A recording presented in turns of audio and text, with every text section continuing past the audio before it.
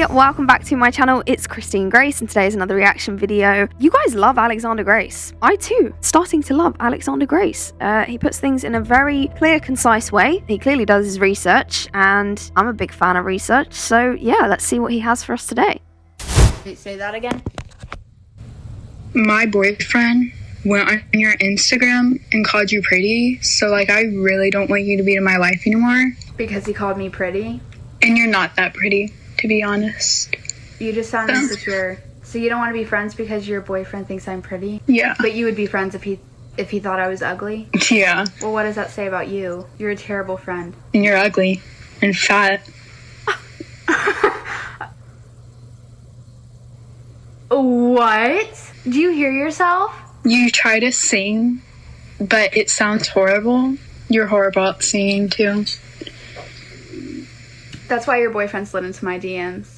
It is absolutely fascinating watching women insult each other. Like men, you know, if we were going to insult each other, what would we say? We'd say, oh, you're weak, you're a pussy. You know, we're essentially, you know, attacking your masculinity. But with women, they attack each other's femininity. You know, the go-to insults, you're not pretty, you're fat, you're ugly. You know, it's specific to women. Can you imagine how weird it would be if two men trying to insult each other was like, well, you're ugly? The reason why women attack each other's looks is because it is effective. You know, a lot of women's self-esteem comes from their appearance. Women know how vital their appearance is to mating success. And so you can see them just turn on each other when that feels like threatened. Like in this clip that we just watched, initially, your sympathy is with the woman whose face that you can see because it seems like, you know, her friend or her former friend is just being ridiculously paranoid. She posted a story on Instagram, you know, her boyfriend commented on it and then suddenly she's taking it out on her. And so you're thinking, my God, this girl's innocent and her friend on the other end of the phone is just crazy. She's paranoid and saying all these awful insults. But then you get that twist at the end. It's like, yeah, well, your boyfriend slid into my DMs and that smug little look. Like, yeah, he's been contacting me. We've been chatting. And so the friend who seemed like she was being paranoid was actually right all along. She was absolutely correct to not trust you.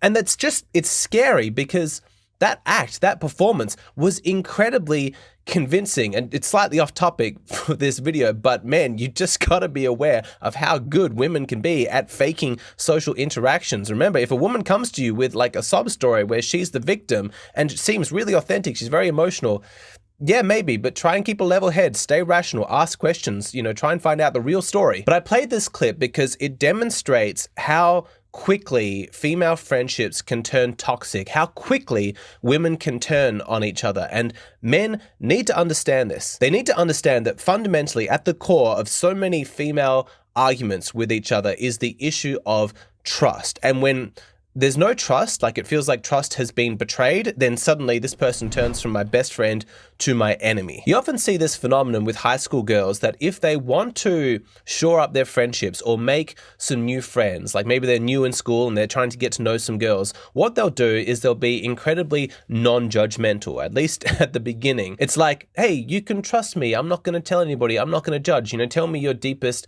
darkest secrets. And so women confess, you know, shameful things they've done, you know, terrible feelings that they might have to this new girl. And the feeling of sharing that vulnerable part of yourself with another person, having it received with, you know, trust, it secures that friendship. It creates a loyalty bond. Loyalty is incredibly important to women. Those female friendships are all based on trust and loyalty. And a really insecure girl will sometimes need to create drama in order to test the loyalty of her friends. It can seem inexplicable to people who don't fully understand female psychology, but you can get instances where one girl, like the queen bee or something like that, she's feeling nervous about her position, whether she can trust people underneath her. And so what she might do is she might just turn viciously on one of the girls over nothing. She might just completely fabricate it because what she wants to do is test whether or not people are going to be loyal to her, whether or not all the girls underneath her are going to fall in line. Women have this kind of,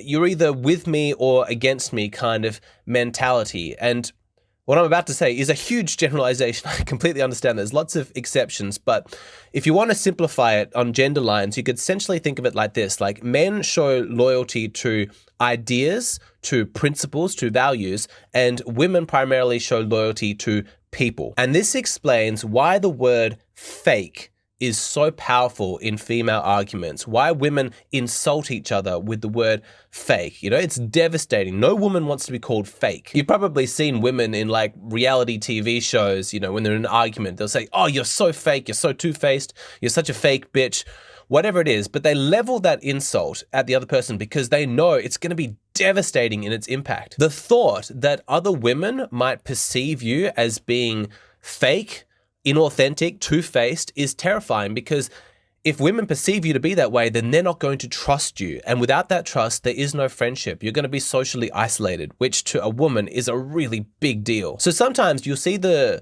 term fake get leveled in like the heat of the moment, like angry arguments, like you're so fake. But you also see it with women used in a more subtle manner. Like within friendship groups or a social circle, you might find that one of the women might start whispering to the other women like, oh, that new girl, she's so fake. Like if she feels threatened by her, like this new girl is like younger or prettier or like has a more outgoing personality, and she can see that, you know, people seem to like her more than she does, you know, you might just start like using that word just in subtle ways like, oh, I don't know, like she seems kind of fake to me. And like, it's not a coincidence. It's a very calculated thing that women are doing, because what they're trying to do is erode people's trust in this girl. The end goal, of course, is to get all of the other women to socially ostracize her. So she feels so uncomfortable and unwelcome that she just leaves. But it begs the question, well, why? Like, what exactly is the end goal here? Why specifically are women so threatened by another woman that they can't trust, who they perceive as fake? What exactly are they worried about? When you drill right down into the core of it, the basis of most female competition is over mating. You know, the competition for available mates, high quality men. I did a deep dive on that in this video, the 4 ways that women compete with each other. So if you haven't seen that one yet, check it out after this video. But the short version is essentially that women fight with each other over men. Right? It's like what you saw in the beginning of that clip. What's caused these two friends to be so vicious to each other, to lie to each other, to call each other fat and ugly and whatever it is? It's because they're fighting over a man. Men are not really different. I'm not singling women out here. This is just the nature of intergender competition. It's over mating opportunities. You know, with men, it's about trying to jostle and fight with each other to reach the top of the hierarchy, because once you reach the top of the pyramid, the mating opportunities in terms of quality and quantity, let's be honest, of women is much greater. Now, women are similar, but it's less hierarchical. It's more about just weeding out the competition by making those women that you don't like, that you perceive as threatening to you, just completely unwelcome, you know, like shun them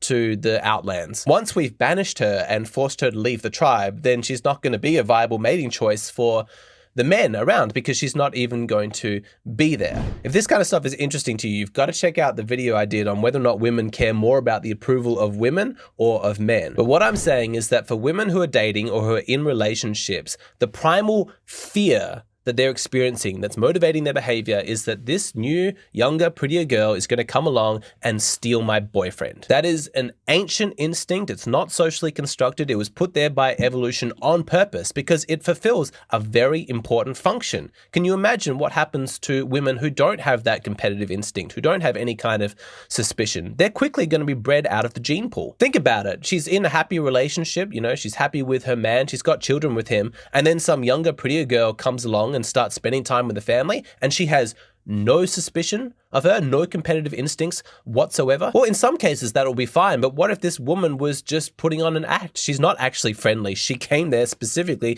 to steal your man, and so she seduces him and then has children by him and then splits his resources or convinces him to leave you altogether, or because you didn't have that instinct of suspicion and competitiveness. So you see, it's fundamentally too dangerous for women to not be suspicious of other women. That's why over countless generations, evolution has strengthened this fear and really put trust and loyalty at the absolute core of women's ability to bond with each other. I'm only going to be friends with women that I can trust and not trying to steal my man. And that is what makes the insult fake so devastating because it completely undercuts that trust. No woman wants to be called fake. That would be terrifying to them because once that stigma is attached to them and everybody perceives them as being fake, then it doesn't matter how nice she is, how authentic, the perception is that she's only pretending to be that way so she can steal our boyfriends. And here's the really awful part, is that women's fear of being tricked by other women runs so deep that it actually doesn't take that much to convince other women that a girl that they're interacting with is being fake. It doesn't take a lot of convincing. And you see this especially in like high school aged girls because they're so insecure about their own identity that there's probably a bit of false bravado. You know, they're putting on a bit of personality that doesn't quite feel authentic to them. Like all of them are a little bit fake. But when you sense that inside yourself, you're highly attuned to that in other people. And so when somebody tells you, hey, that girl over there, she's really fake, it resonates as true because you project those internal feelings outwards. And it is a very difficult accusation to defend against because if somebody calls you being fake, like you're just fake being nice, then what exactly are you meant to do? Every time you're nice, you're kind of just proving their point. Teenage girls and women who have the emotional maturity of teenage girls play this very dangerous game where they're trying to shore up trust and loyalty with other women by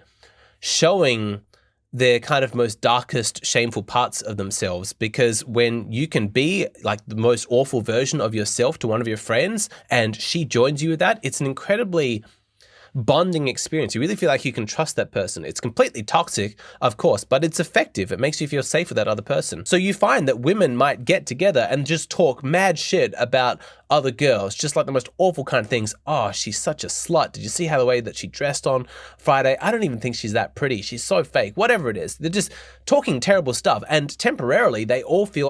What's ironic is that a lot of these women will then, the woman that they're talking about, they will then say to her face, oh, you look so nice. It's like, then they're just projecting their own fakeness. I'm aware I haven't commented much this video, but I just found it very fascinating. And what he's saying is all facts. Yes, women are like this. A lot closer with each other. Like the trust, the loyalty has been increase, but it's such a dangerous game to play because the moment that one of those girls rats you out to the girl that they're all bitching about, like, did you know that she called you fat and fake and all of that? Also, it's a red flag for a woman if you have friends like that love to bitch and gossip. Because if they're bitching about someone else, why do you think they wouldn't do the same about you? Gotta be careful. Stuff. Then suddenly it all just crumbles to pieces. Then if you're ever attempting to be friendly to the girl that you're talking shit about, everyone can just turn around and say you're being really, really fake. And then the stigma is attached to you. And so they're really walking a knife edge. That's what I really don't get when people are like, God, I miss school. Oh, school was the best days. I hated school. I mean, I've talked a bit about why I hated school. I mean, I had a bit of a rough time, not the whole time at the start, but even still when the rough time subsided, yeah, just all of this stuff is rife when you're in school. And obviously it's, it's adolescent women learning how to navigate their way in the world. And, our survival evolutionary psychology comes into that, which I get, but it is exhausting. There are some girls who just seem to revel in this kind of darkness. They thrive on the drama, but I always felt sorry for the really genuinely sweet, innocent kind of girls who unwittingly just kind of got caught up in a sort of toxic culture of female friendships, even though they didn't instigate it. They don't even like it. They come from good homes, but there's just so much pressure to participate. And, teenage girls are so insecure. They just feel such a pressure to conform. It's really a disaster. I don't envy women. This stuff is exhausting. I certainly wouldn't want to have to deal with it, but hopefully explaining all of this, it makes sense to you now why men... I found it really, really fascinating what he said about not being too trusting and not being naive, because if this other lady is coming into the family and then you're not aware of what she's really up to, yeah, I found that part particularly fascinating. Never call each other fake. Like, that's not an insult that we use, but it's a really devastating term for women to call other women. Hopefully you understand now why. Well, Alexander Grace never fails to educate me in one way or another. Yeah, as I said just a few moments ago, facts, truth. This is the truth. this exists, this is women's nature, it is women's psychology. Any woman who tells you any different is exerting a level of ignorance and failing to acknowledge our own nature. You can acknowledge your own nature, and actually it's better to do so because it tells people that you're aware of your weaknesses, and someone who is aware of their weaknesses is much more trustworthy than someone who is not. Because if they're not aware of it, then that means that those weaknesses are operating off their complete own accord, which is very, very dangerous. Yeah, and the same applies for men. Men tend to be more likely to exert physical aggression. A man who is not aware of that tendency is far more dangerous and far more likely to exert that tendency than the man who is aware of his own capacity for violence, which could sometimes happen in a time of weakness, which I'm sure and I hope all of us are all aware enough to acknowledge. So yeah, thank you so much, Alexander Grace, again for this video, and yeah, go check him out. He's got some great content and he puts things in a very well put manner, and yeah, appreciate the content and I enjoy reacting to it. Why don't you let me know what you think in the comments below. If you like this video, remember to give it a thumbs up on your way out, and be sure to subscribe to my channel to keep up to date with my series Debunking the Lunacy and for more reaction videos. And I will see you very soon.